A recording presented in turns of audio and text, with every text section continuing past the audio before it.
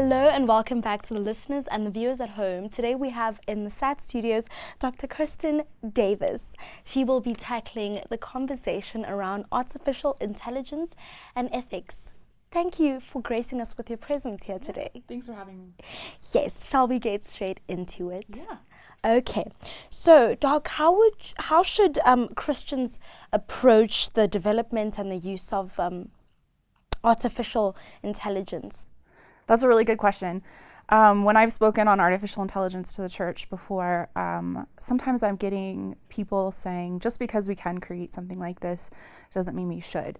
And kind of the idea behind that is this standoff separationist view. Should we engage as Christians, or should we just kind of back away from this and separate ourselves? And I think that it's really important for us as Christians to be a part of this development.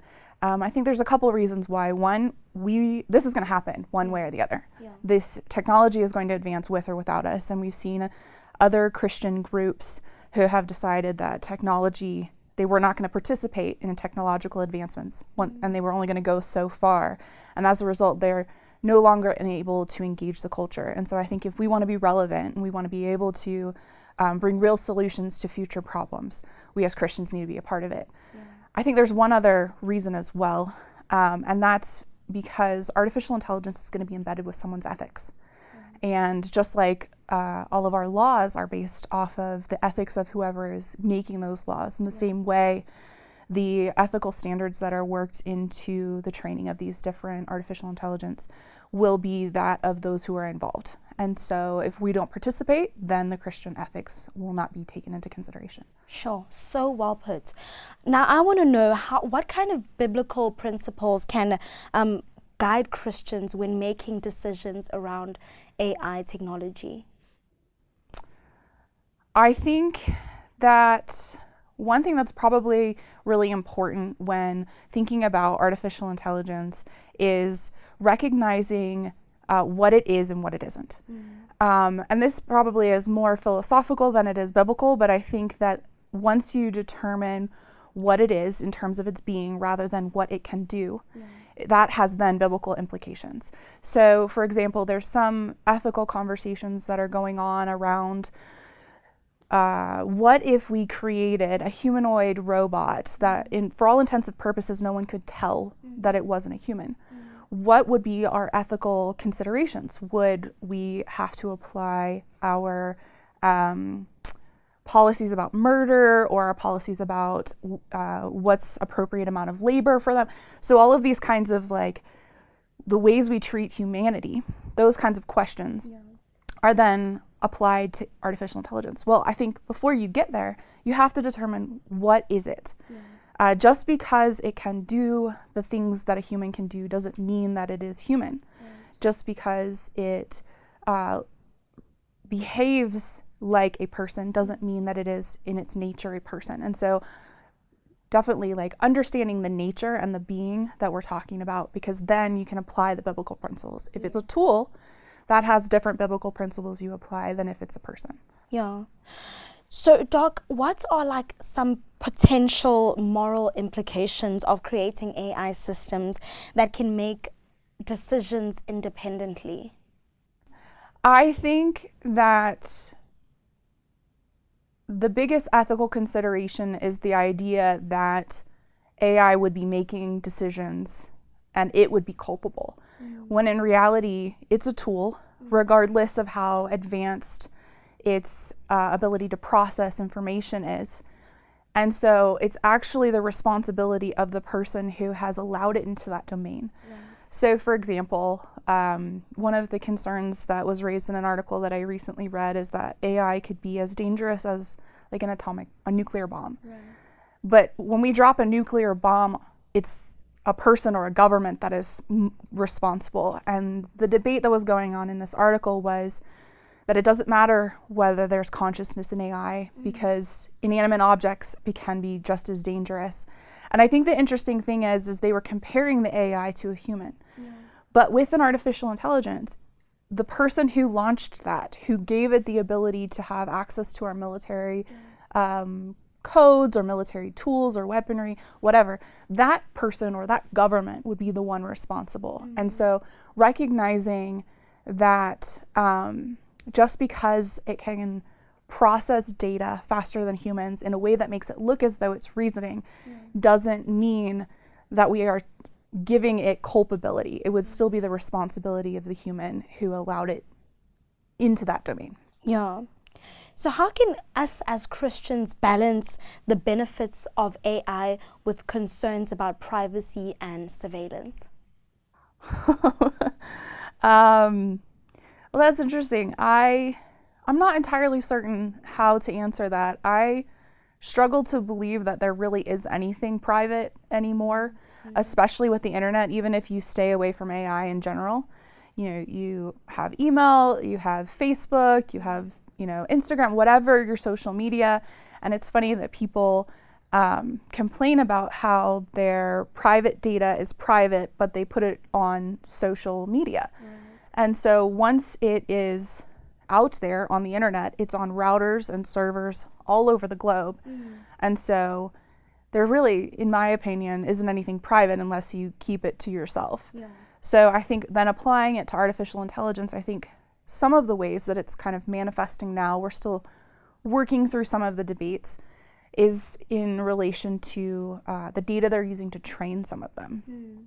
So last year, there was a lot of debate in Hollywood with the screenwriters who were very upset because some of the screenwriting jobs were being outsourced, or at least they were trying to outsource them to artificial intelligence. Yeah. And they were wondering if it was like a copyright issue, because essentially these AI machine learning algorithms had been trained on existing scripts. Right. Same kind of thing with generative AI, which would be the things creating movies or videos or pictures. Those are all trained on existing art or existing videos. And so there's questions about where kind of like the copyright laws play into that. At what point is a generative AI just kind of stealing someone else's copyright? Yeah. So I think that's part of what we're working out in the culture. Yes. Yeah. So what do you think the church can do, or what role can the church play in discussions centered around AI and ethics? Yeah, I think the church should definitely be involved. I think that would be the main point. I think we need to be training up people who go into the industry, people who have the technological background who can influence and bring up these conversations. I think the church needs to make sure that they're not afraid. Yeah. Technology we're oftentimes afraid of what we don't know. And so taking the time to go out there and understand what some of these things are and ask questions if you don't know. And I think being willing to engage kind of in the conversations, making sure that when there are claims that are being made about what it is, making sure that we are a part of those conversations. Yeah. I think the biggest issue that I've seen right now in terms of ethics with AI has a lot to do with students in school using AI for plagiaristic purposes, but they don't necessarily see it as that. So I've talked with some students who it's so rampant that their classmates will use something like ChatGPT to write their papers for them, and they will, it's so commonplace that the attitude is, well, if I don't do it, I'm not going to hold up to the rest of my classmates. And so I think that's where we kind of have some ethical considerations. How can we make sure that we're actually training people who can think rather than people who can just like copy out of a search engine? Right. And I think that there's a couple of other, I was in a discussion this morning, another area that we should be involved in is I think part of what is kind of getting lost, and this might be more of a technology problem rather than AI specifically, is because we interact so much digitally. A lot of the generation, I was a part of the generation that I started school, we were handwriting papers. By the time I finished college, everything was typed. Yeah. As a result, we have a generation now that everything's been digital. A lot of their social interactions has been through a screen of some sort. Yeah. And there's a lot of humanity that's lost in that. There's a lot of interpersonal connection, the ability to empathize, the ability to engage a person and be able to hear what they're saying. And so I think that there's a real need and a real place for the church to step in and teach some of those just community and social and human soft skills to people, to make sure that we don't get lost in the idea that technology is real life, and that just pure logic, data-driven things are the be-all, end-all. Yeah, sure.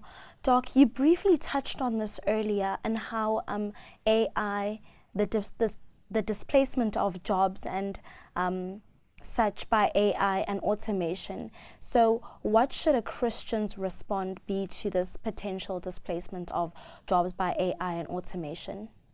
Yeah, that's a good question. I am not an expert on that from like an economic perspective, but Jay Richards, I think, has a really good argument, and I've heard him speak on the concept of his AI coming to steal our jobs. Basically, the idea that, and I think I agree with this, is that there's always technological innovation, and as a result, certain jobs get replaced by some sort of automated capacity. One of the things that he highlights that's kind of a concern is how fast it's happening now. Usually it took a generation or two to fully replace a job, and therefore the people who were in it managed to have a living as they went, through that transition.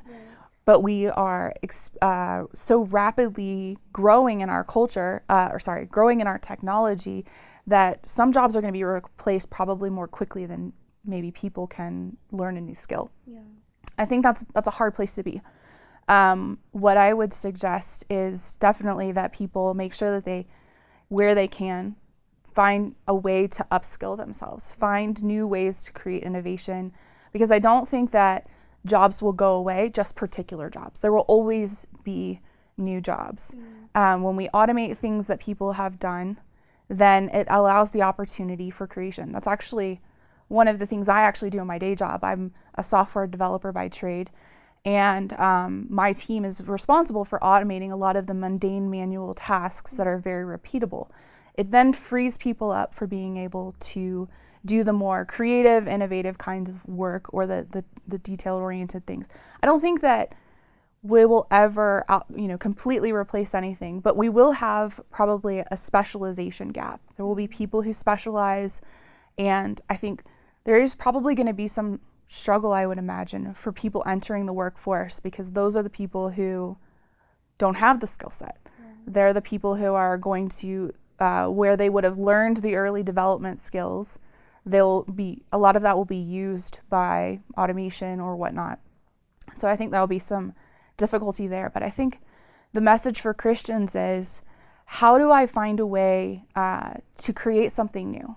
How do I find a way to learn something different, rather than just falling back and expecting to rest on my laurels? Like, how do I provide new value in a new way, or learn a new skill set? I think it's kind of, as a software developer, I find it really fun to create new things. And I think that if we look at AI and technology as a manifestation of the Imago Dei, humans being created in the image of God, and then trying to replicate that in every area of our life, whether you're, in any sphere, like, how can I be creative? How can I use this as an opportunity to reflect God's image, rather than just continuing on in whatever skill set I've been accustomed to before this? Yeah. So how can AI be used in a way that aligns with Christian morals, such as compassion and justice and stewardship? Okay. So I think we can use it for Christian enterprises. So for example, I think the name of the organization is Mission AI, and they actually use, they're an organization that promotes using artificial intelligence for like Bible translations. And so I think that there's a lot of value in trying to find ways that we can incorporate this into evangelistic opportunities. I don't know what all of those would be. I do think we need to be cautious about the AIs that have come out that are kind of like buddy or pal AIs that are trying to give people companionship, Yeah. which I could see how people might think, well, there's value in showing compassion and love by providing this to people who might not be able to get out and create community. I think we need to be cautious about encouraging those kinds of AI developments, because I think human interaction, there's more to it than just what can be created by a bot. And so I think that's one area that we probably need to still kind of navigate. So in what ways can AI be used to advance the mission work and the work of the church while still trying to maintain ethical integrity? I think the way that I would encourage it would be things like what I was talking about earlier with Mission AI, finding ways to use it for Bible translation, maybe something like the Jesus Film Project.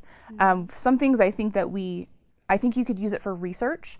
So there's a lot of value in using it for being able to find a collection of information and data that you might want to use for your research for a paper that you want to write or for a sermon that you want to write. I do think, though, that we need to make sure that we're training people to verify it, that we're not going to take AI's word for it, but that we are making sure that what we're getting back is, in fact, actual and true. So there are some AIs that have been developed that will write sermons for you or write gospel songs. I think that's a little odd. There's even one called, what is it called? It's like the Jesus AI or something like that. And it's got a visual image of what we think, people would characteristically think Jesus looked like, and you can ask him questions, and you get very like Christianese responses. But the interesting thing about it is it's cultural Christianity. It's not necessarily always biblical Christianity. And so I think that one of the strong areas we're going to have to focus on when we incorporate this is teaching people how to think, how to question, how to double check the information you get for it, and use it more like a search engine than you would as like going to a professor or a pastor for advice that you wouldn't maybe necessarily question too much. Right. So from a Christian perspective, what ethical considerations should guide the development of AI in the healthcare sector? That's not something I've thought a lot about. I think that we'd probably want to bring the considerations we have about the value of humanity. Those are things that we would probably want to make sure that we worked into AI. I think as long as it was a tool that we used rather than giving it control or decision-making ability, I think that's probably where we would want to draw the line. So for example, an AI that would scan x-rays and help diagnose whatever, or MRIs and help diagnose whatever, but we wouldn't then want to allow that to make decisions about whether or not that's accurate, and then also the value of the life that's then, the application of it. And so I think we need to make sure that we're still keeping the very human aspect to this, because I do think we potentially have a risk if we were to ever in the future get to the point where AI could decide the value of life. So what I mean by that is one of the debates that's gone on in the American culture is about the ability, what we would say, death with dignity, the ability for terminal patients to decide when and if they want to end their life in advance and I think that if we were to ever allow AI to make a decision like that, or make recommendations based off, this is your life expectancy or whatnot, I think we'd be in dangerous waters there, because we need to constantly, I personally believe that we need to be encouraging the value of the human life for whatever span of time it is here and whatever state a person's in, because God can use that for amazing things regardless of what's going on. So I think that's where we need to be really careful when we bring AI into health, is diagnosis is different than an evaluation of life value based off diagnosis. Sure. Thank you so much, Doc. That was there's so much more to this topic, as it is a fast growing phenomenon. Would love to have you back sometime. But if there's any students listening or anyone listening at the moment that would love to get in contact with you, would you just leave your details? Maybe they could reach you via email or any social media platforms. Yes. So I have a website. It's doubtlessfaith.com, DOUBTLESS, faith.com. I'd love to hear from you. If you have any questions, I'm always happy to answer. Thank you for having me.